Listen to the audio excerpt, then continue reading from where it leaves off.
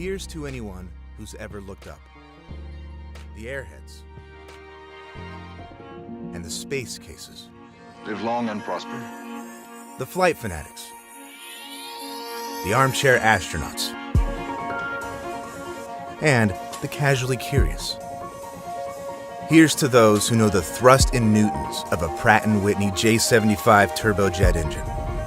And those who silently ask, what's keeping this thing in the air? Here's to those who can list the name, mission history, and favorite breakfast of every Mercury astronaut. And those who've ever searched for, how does a toilet work in space? Here's to the people who knew a P-38 Lightning from a P-51 Mustang. And the people who thought those were the names of cars. Those captivated by the miracle of flight. And those who are just happy to make their flight. So whatever captures your curiosity. We choose to go to the moon. Or propels you to new heights. When it comes to the sky, there's space for all of us.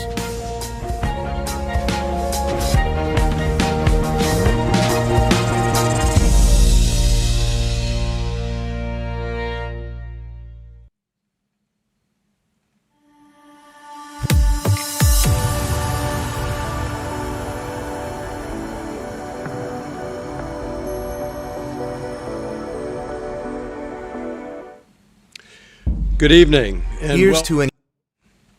Welcome again. Good evening and welcome to the Stephen F. Udvar Hazy Center. My name is Chris Brown and I have the distinct privilege of serving as the John and Adrienne Mars Director of the National Air and Space Museum. Welcome to tonight's program. National Air and Space Society programs are some of my favorite events on the calendar each year. They're a chance to gather in community with people who are just as passionate about aerospace as I am, and maybe even more so. It's a pleasure to see so many of you in the audience and those of you tuning in online. Thank you for all that you do to support the National Air and Space Museum and the work we do to commemorate aviation and space history.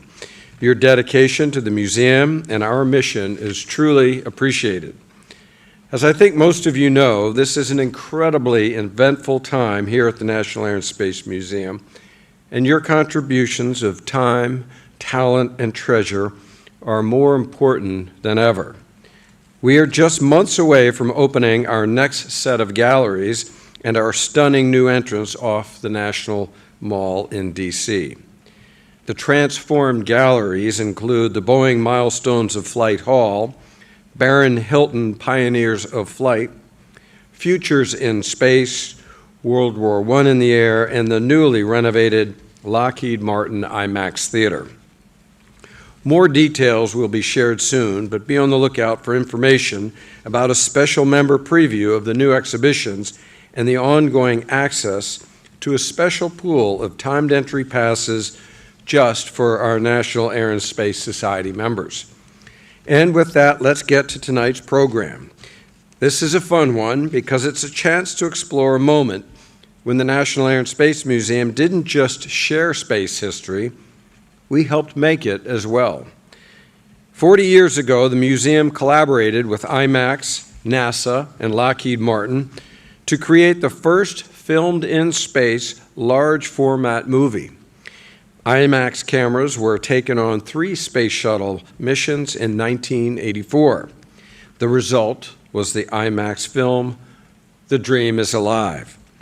And one of those cameras used in filming is now in our collection. After the panel discussion, you'll be able to see the film for yourself right here in the Airbus IMAX Theater.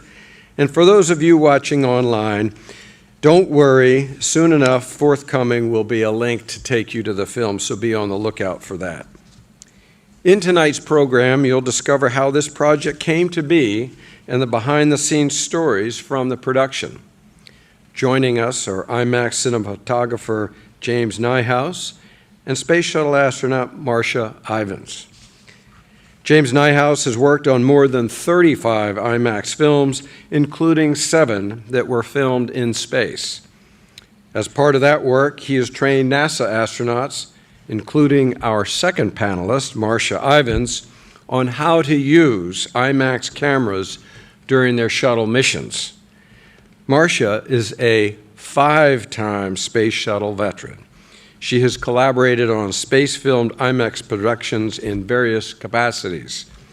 They will be joined in conversation by museum curator Jennifer Levasseur, who curates our astronaut cameras, chronographs, and the Space Shuttle collection. I'll now turn it over to Jennifer for more in-depth introductions of our panelists. Jennifer. Thank you, Chris. So, tonight we're here to celebrate the 40th anniversary of the first filmed in space IMAX feature, The Dream is Alive. As part of that, we'll hear from our two guests who played key roles in bringing spaceflight down to Earth. And I want to note that you also will be able to meet the IMAX camera and several other artifacts from The Dream is Alive when we open our At Home in Space exhibit at the National Mall building in July 2026. So I'm Dr. Jennifer Levasseur. As Chris mentioned, I am the Space Shuttle curator and also curator for our camera collection. And I want to welcome all of you to our National Air and Space Society Spring Lecture. Thank you to all of you for your contributions to the museum, and thanks to Hilton for supplying the cookies that were in the bags tonight. But please be sure to go and see our Baked in Space one near Discovery. I also want to give a brief shout out to Steve Chaudet from Lockheed Martin, who was involved in the making of the different space films, and Tom Jones, another IMAX veteran who's here in the audience tonight. So let me introduce our panelists. Marsha Ivins was born in Baltimore, so she is local. And just out of college, got a job at the Johnson Space Center working on orbiter displays and controls. She was selected as an astronaut in group number 10 in 1984, nicknamed the Maggots. We'll have to hear about that name in a minute. She flew 5 times, as Chris mentioned, as a mission specialist, twice on Columbia and 3 times on Atlantis. In 2024, she was inducted into the Astronaut Hall of Fame. And I will say, in my 16 years as the museum's camera curator, she is regularly cited by other astronauts as the quintessential astronaut photographer. Cinematographer James Neihouse is a native of Arkansas and was a photographer from an early age. He attended the Brooks School of Photography in Santa Monica, California, and was introduced to IMAX on his first job doing underwater filming. And later, and I find this one most fascinating, was involved in filming the eruption of Mount St. Helens. And he has trained over 150 astronauts to use IMAX cameras for filming. But IMAX films aren't just for viewing here in a theater. They really are an immersive experience like you might find in a museum exhibit. What you see and hear, sometimes feel, is part of their identity as films. The Dream is Alive premiered June 30th, 1985 at the National Air and Space Museum's IMAX Theater. And this being the 40th anniversary, it gives us a chance to look back on what that film changed about how we understand human spaceflight, who works on it and for it, and remembering how powerful these moments are to see on a screen like this. The opening and closing credits will remind us of the partnership required to create these films. The museum's director during the 1976 opening of our National Mall building, Apollo 11 astronaut Michael Collins, had wanted the building to have an IMAX theater, and it actually became only the 6th in the United States. After the building's opening, Collins saw the effect that the film To Fly had on our visitors, and he realized that a film made in space would amplify the storytelling about astronaut life there. He and others lobbied for such a film, and with Lockheed financing it, NASA couldn't resist. So an advisory committee was formed to think about how to make this happen, and that included the director of the museum at the time, Walt Boyne, our associate director, Don Lopez, Steve Chaudet from Lockheed Martin, and folks from IMAX and NASA. And it was not really developed, these films weren't developed as promotional materials for NASA, but really a means for everyone involved in the projects to communicate, educate, and inspire. So during 3 missions in 1984, STS-41C, STS-41D, our favorite here since that was Discovery's first flight, and STS-41G, astronauts used a modified IMAX camera to depict the preparation for and actual experience of living and working in orbit. I would like to have all of you think about this, but I will ask our guests, and I will tell you, the very first time I saw The Dream is Alive on an IMAX theater was in a somewhat unusual place. I grew up in the Midwest, and one of our favorite places to visit in the summer was Cedar Point Amusement Park in Sandusky, Ohio. And so not only was it a great opportunity to get out of the sun and get out of the heat for some air conditioning, it was a really memorable experience, really being immersed in space and feeling that the screen was almost swallowing me up. As a little kid, that's a really powerful experience to have, of course. And so I was in awe of what appeared on that screen. And I wouldn't be here today really talking to people about this if it hadn't been for the inspiration I got in that moment. So I'm going to turn to some questions, but the one that I mentioned right off the bat, let's have both of you tell us about your memories of seeing The Dream is Alive for the first time. James. I'm going first. Okay. Well, first off, thank you, and thank you to Chris for having us here to celebrate 40 years of Dream is Alive. I think the first time I saw the film was the final cut of it on a theater screen in Los Angeles, and it didn't have any sound. It was all silent, and it had quite an emotional impact on me. It had quite an impact on my cousin, who I brought along to watch it. He fell asleep halfway through it. So whenever he started snoring, I had to elbow him. But the first time I saw the whole thing was at the theater at the opening in 1985 here in Washington. And I will be a huge disappointment because I don't remember the first time I saw the movie. Well, nothing wrong with that. There are certainly plenty of films I don't remember seeing either. I certainly don't remember. I do actually, I will say, remember the first time I saw a space IMAX movie, and that was Hail Columbia. So Hail Columbia is actually the first space-related IMAX film, but it was not filmed by astronauts. James, you worked as an assistant camera operator in making that film. So what were some of the sort of in between the films, in between Hail Columbia, which came out in 1982, what were some of the challenges about thinking about putting an IMAX camera not only in the hands of astronauts, but also in low Earth orbit? Well, IMAX made Hail Columbia basically to prove that the IMAX format was what everything that Colin said is going to be. IMAX can actually film a launch and not get in the way, and so we made that film, and in the meantime we're trying to figure out how to get the camera on board the shuttle. When first approached by Michael Collins, the founder of IMAX, Graham Ferguson, basically said, "Oh, that sounds like a really great," in his Canadian accent, "that sounds like a really great idea. What's a space shuttle?"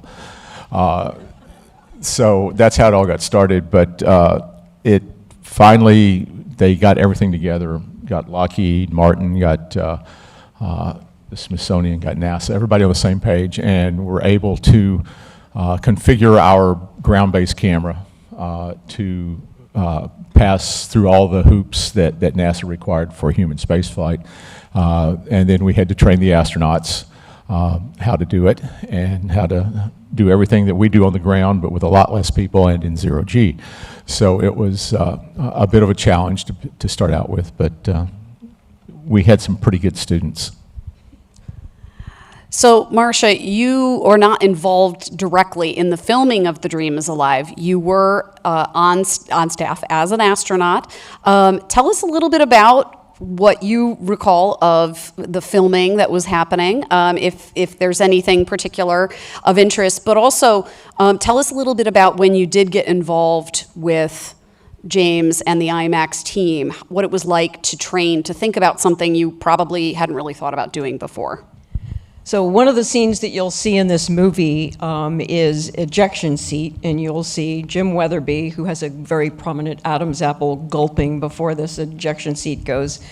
And my maggot class was in training. We were doing water survival training at Homestead Air Force Base in Florida.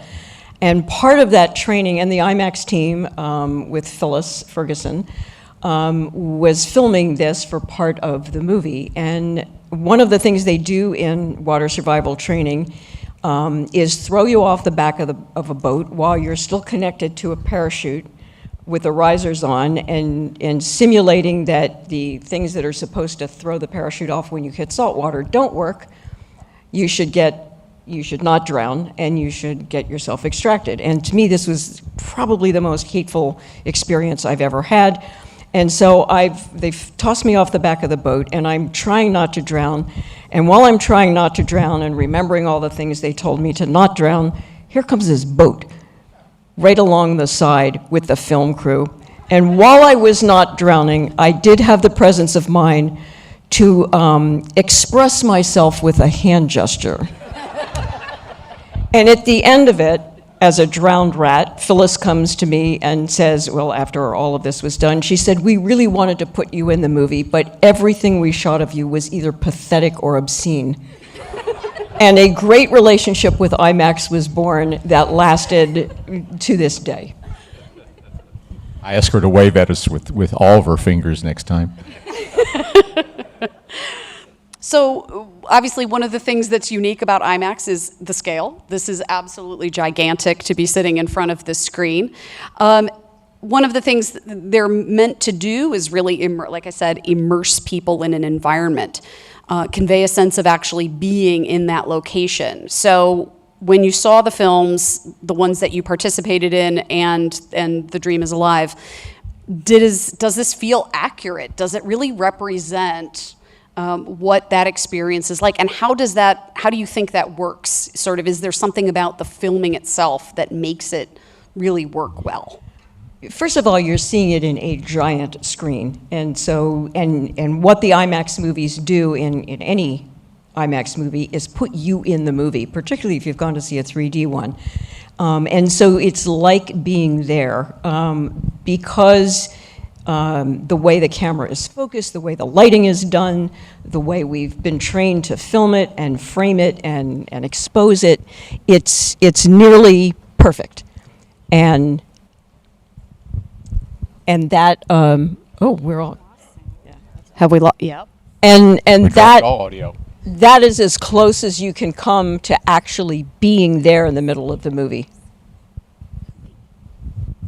Do we have it back? Oh, we have it back. There we are. Okay, yeah. No, I've had astronauts say, yeah, it's almost as good as being there. A couple of them said, yeah, it's better because the music's better and you don't have to worry about dying. So on filming, and this is for you, Marsha, one crew person was sort of the tag, it was sort of the go-to person on each crew for the filming. And so did that make that person kind of the de facto camera operator? Is that the person who really sort of was the most knowledgeable on the crew? Did they get behind the camera more often? And what made you want to be that person? So on shuttle flights, two people were really trained to do every task, a prime and a backup. And so there were two of us that were trained on all of the 3 flights that I had that were IMAX. Tom Jones was one of them on my last flight. And the whole crew is trained at the same time. So we all receive the same training. And we are trained to be the camera operators, the lighting people, the sound people, the directors, the actors, the grips, the best boys. I mean, all of it, anything that you see in a movie, we have to do. And we are trained by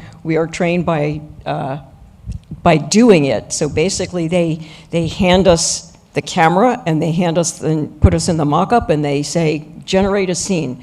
And then you shoot the scene and then they take us to the IMAX IMAX theater someplace and let us look at it. And we got to see it in a regular flat screen and the dome screen. And I will tell you that when you see this nose in profile on an IMAX dome, that is the last time I decided I would always be looking straight at the camera. So in this process, you're obviously working, James, with people who you've trained. You've worked with them extensively on getting ready for this experience in space, but it's not all on their shoulders. So you're on the ground Tony Myers, the director of the films, is on the ground. You're at the Johnson Space Center. So what is that process? How does that work where they're doing the actual filming, but you have to monitor? Right. I always tell people I'm the only director of photography in the world that has to train his first unit how to shoot a movie and then can't be on location with them. But basically we would be in the customer support room in Mission Control in Houston and on headsets, listening to everything that came down, listening to all the chatter going on in the back room, trying to keep track of what's going on. And the astronauts, we would give them a shopping list of shots to shoot. We're following along in the timeline. We're okay, well, we're getting ready to do this task. They should be firing up the camera. Fortunately, Shuttle had telemetry to where we could watch the power draw on one of the buses, and we had a very distinct power draw signature. So when they turned the camera on, we could see the power go do a weird thing. And we, okay, camera's running, everybody gets excited, and then it goes down, and okay, camera's off, how long did it last, da-da-da. So anytime we made changes, though, it was kind of like playing a game of telephone, because I'd have to tell, payloads would tell somebody else, flight would tell flight would tell Capcom would call up to the crew, and not all the time did it actually make it what we meant, but most of the time it did. But that's basically how we operated. Later on in the program, Space Station, Marsha installed a telephone, and they were able to actually call us and answer the phone. We could talk to them. We couldn't call them, but they could call us. I can imagine that would make things a little bit easier. So when you delivered the camera to the museum in 2012, you showed me how to put everything together. So I want to talk a little bit about the camera itself, which you can see really well in this photograph. The astronauts are actually getting it ready for filming. It's got some really interesting pieces. This is not a camera that most people are probably familiar with. I will say, in having to talk to our own staff about the construction of this, there's always been one question about the camera there's a piece that they don't really understand. So if you're looking at this camera here, you can tell there's a camera, there's a lens, there's a viewfinder, there's a film magazine. We'll talk a little bit about the filming in a moment. But there's one particular piece, and it's a very unusual, very flat-looking piece of metal with some Velcro on it. And they're confused by this. That's a photograph of it. That is what we call a belt guard.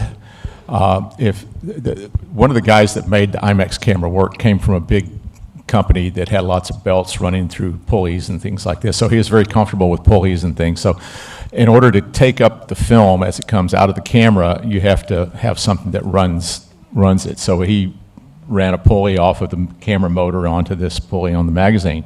And of course you can't leave that out open in space, because something flies up into it and gets all jammed up. There it is actually without the cover on it, in the aft, the starboard aft payload bay, or starboard aft window looking out the payload bay. And on, excuse me, 41D, I think it was, Judy Resnick happened to let her hair down one day and floated up next to the camera while I was running and got her hair in the camera, and it kind of pulled her into the camera, and the camera crashed, set off alarms in Mission Control, the last thing you want to hear. And we sort of like, okay, let's not do that again. We sort of renamed the belt guard as the Judy Resnick Memorial Belt Guard, but in reality, we never told that story until a few years ago when Mike Mullane mentioned it in his book. We took the hit for it, and I think that's one of the things that endeared us a lot to the astronaut corps, was that they knew we would protect them at all costs.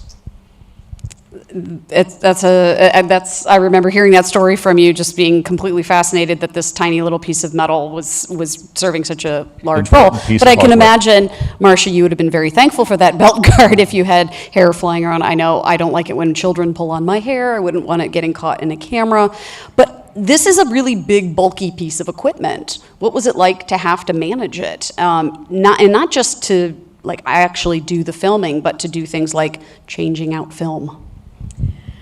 The changing of the film was, I love that stuff. So, to me, this was great. That sort of oval thing that is the magazine there, That holds the new piece of film, and then it spools onto the spool to become the shot piece of film. And when you change that, you put that back. You put the magazine, the new can of film, and half of you in the bag. And so you slide your arms into the bag, and they're just nothing, except for the directions are written on the top of the bag so that you can follow the things that you have to do to put the film together. And once you get the hang of it, it's kind of fun, you know. Well, here's a picture. This is training for your flight for 32. There's the changing bag. There's a guy with dark hair and much younger. Yeah, the guy with More the hair. stash, that's James right there. And that's Dan Brandenstein, who was the commander of my first flight.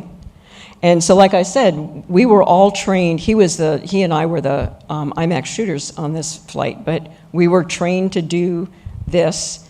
And it was really dicey because the can of film was about this big, and when you take it out of the can, it's just film with a spool on the inside. And so the biggest fear is that it will dish, and that's it. And you got to remember that we flew maybe 7 minutes of film on each flight or less.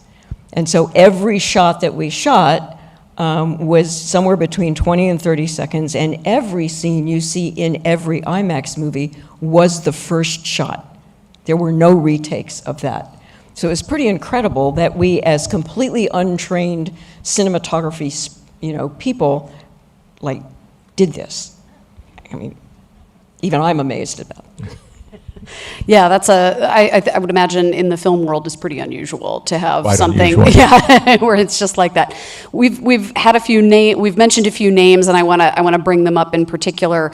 You mentioned Graham Ferguson, who is the creator of the IMAX film, and also directed this particular film. His wife Phyllis was one of the producers, and then at least on this film, Tony Myers was one of the editors. Went on to direct later IMAX films as well. What was it like to work with these folks? You were coming from the filming world. These were folks you hadn't worked with before. What's that? You're kind of coming into the kind of formally the IMAX community. Well, I had worked with Graham right out of film school in Santa Barbara. He came to us with this giant camera and wanted to film underwater with it. We specialized in underwater. And so the housing he had was made for very, very shallow depth. Actually, it wasn't made for underwater at all. It was just a splash housing. And after we cratered that housing, we had to build a new one and make the film for the Reuben Fleet Space Theater in San Diego Dome Theater, all in about 2.5 months. And because they had a hard opening date and hadn't shot any film. But Graham went on then to get involved with the space program and brought me along on Hail Columbia and Dream is Live. He's like, Hail Columbia, well, come do this. And Dream is Live, we got a couple of weeks down at the Cape, we need you. And like 4 months later, I made it home and ended up marrying one of the people from NASA and moving to Florida. I want to remind folks in the audience and at home, feel free to, if you're interested, ask questions tonight. You can use the QR code. Just have to scan that, and you can put your question in, and we're happy to try and answer those. You mentioned sound a few times. So the first time you saw the film, you said was without sound. Coming from sort of my world, I've always found it really fascinating that there is a very interesting name attached to IMAX films, the early ones at least, who had a life separate from this, and that's Ben Burtt, who really gained fame in the Star Wars world. He's the creator of the most iconic sounds for those films. Can you explain this connection to me? Because it seems, it's space, I get it, but where does that happen? Ben is always a big aviation enthusiast. Matter of fact, after seeing To Fly, he went home and made a home movie called To Crash. Not many people know that. And Ben worked for Lucasfilm. He did all, like you say, he did the sound design on the Star Wars trilogies, almost anything Lucasfilm did. Skywalker sound, is Ben Burt, and he did it. So when we were doing this, Graham asked, basically, who is the best sound designer, and we drug Ben down to get out in the swamps and the Cape and record sound. And I knew he was the real deal when one day we'd been out in the field sweating our butts off and the heat and bugs, and we get back to the press site, and some trappers had wild pigs they were catching. And these pigs were squealing like nobody's business. And Ben grabs his recorder and runs up and records these pigs squealing. And I'm going, well, what the heck is he doing that for? Well, about 3 or 4 months later, this third in the Star Wars trilogy comes out, and you see the X-Wing fighters flying by, and they go, wee! Well, those are the KSC pigs. With a little added extra, but yeah. Interesting. So we also mentioned Tony Myers, who was involved in The Dream Is Alive, but also the later films, really fundamental part of that team. For both of you, and Marsha in particular, what was it like when she came in to work with the astronauts and thinking about what the story was? She really had these ideas about the stories and brought them to you. So tell us a little bit about what she was like to work with. First of all, everybody loved Tony. I mean, she was just an amazing human being. And she was incredibly creative and adaptable and could roll with anything. So when we were trained to shoot an IMAX movie, there was a basic storyline for each of the IMAX movies. And she had a storyboard and certain shots. If it was a payload deployment or something like that, that was something to be captured. But other than that, it was living and working in space, and she said, you are the director up there, and so, be creative and do the best you can. And, if it's something you haven't thought of, like if you see an alien, don't not shoot it.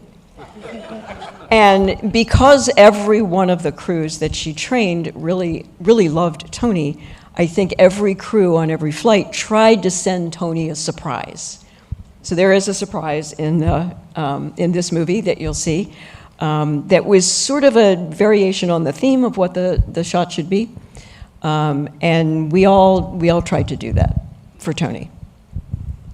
That's really great to hear. And you worked much more closely with her over a really lengthy period of time. I met Tony when we did the first underwater film. She was on that film. She would get the footage and take it back to the lab, and we would bring it back to us on Catalina Island, and we'd watch our dailies on the theater in Catalina Island.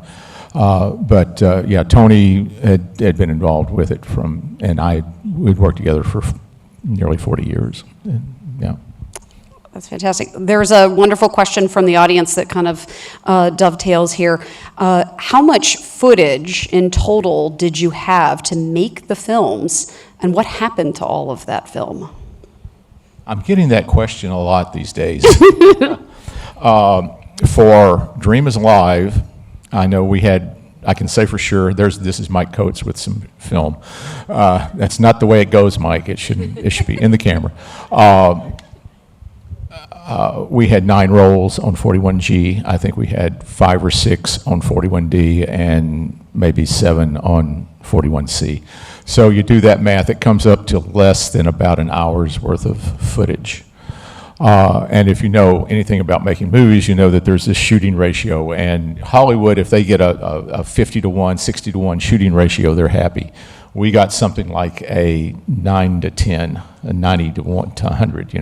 It was almost everything the astronauts shot in space was usable. Now, we may not have used it in Dream Is Alive. You'll see a shot from Dream Is Alive that was shot during Dream Is Alive in A Beautiful Planet, which was our last film. They got used in different places, and the footage it's archived. It is safe. It is put in places that it likes to live in to keep it safe, we try and in the process trying to get it all up into the digital realm so that it will be useful for future generations that don't have an IMAX projector. Well, we've got time for this last question, but I think this is a really good one to end on. I'm not going to ask you which of them is your favorite of all of the IMAX films, but Marsha, is there a shot in one of the films that you worked on that's particularly your favorite? Something that you're really excited to see? Well, it's not what you would imagine. I mean, there's a great shot of me actually in the space station movie, but that's not it. On my second flight was a tether flight, and the camera was in the payload bay, and so this was a thing that we couldn't aim. It was positioned in order to get the payload, and the tether was 20 miles of string, essentially, that would be projected right out of the center of the payload bay. And the feeling, there was a concern in the technical community that amount of string would make slack and wrap itself around the shuttle. And so we trained and trained and trained for this, and of course, never expected it to happen. And on game day, it goes out 800 feet and stops, and there's suddenly slack in the tether. And there was a lot of unprofessional screaming on board as we saw that. And as the photographer, I'm trying to capture this for engineering footage, and all of the cameras in the payload bay were looking directly into the sun. So I turned on the IMAX camera for no other reason than to capture the engineering footage of this, which it did beautifully, and Tony used it in a movie. So for me, that's my favorite shot. And I might add that we record sound, and they had sound running while in this whole thing. And when the tether jams, everybody's voice goes up about an octave and a half. Oh, it's coming back! There was some very colorful language that happened when that happened. James, do you have a particularly favorite moment, maybe in The Dream is Alive? Well, I think one of my favorite moments, it gives me chills every time I say it, and I'll shudder tonight when I say it again. It's a shot from the flight deck looking through the aft flight deck windows and into the payload bay. You see the Earth sort of in the background, and it's nothing really going on, but you hear some thump, clump, dump, and then somebody on board the shuttle says, "Oh, somebody's kicking the orbiter." And all of a sudden, two heads pop up in the back windows, and it's Kathy Sullivan and David Leesma on a space. They've just come out of the airlock on the spacewalk, and they're waving, "Hi guys, how you doing?" And it gives me chills every time. I think that's one of my favorite. And that was one of those surprise shots. Yeah, that was a surprise shot. It's a favorite of so many. I know you had one last thing you wanted to do before we depart. I do. This is, we've already sort of done this, but not officially. When we send up, if we've got a picture of the magazine somewhere on a camera in space, we might see some of this. We send the film up in cans, and we put labels on the cans as to what ISO it was or whatever, and there's room for notes to take on about what was shot on that particular roll. So this is from 9 rolls of film on 41G. This is all astronaut handwriting on this. These are the tapes that came back from space. We saved them, and I've hung on to this for about 40 years. And it's got notes. The top one says ERBS, which is the Earth Observing Satellite. There you go. And deploy, there's got all sorts of, let me see if I can read, whoop.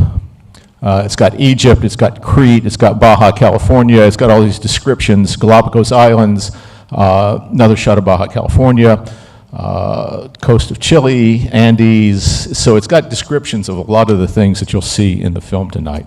But I am giving that to the Smithsonian, hopefully to go with the IMAX camera that they already have. I think that I'm going to test happen. you to see if you still know how to load it. Yeah, absolutely. We really appreciate this. This is a bet. wonderful contribution. Thank you so much. So thank you for all of you joining us. Thank you to Marsha and James for joining me up here on stage. To those folks who are not here with us, you'll be able to watch the film with a link that'll be provided by email.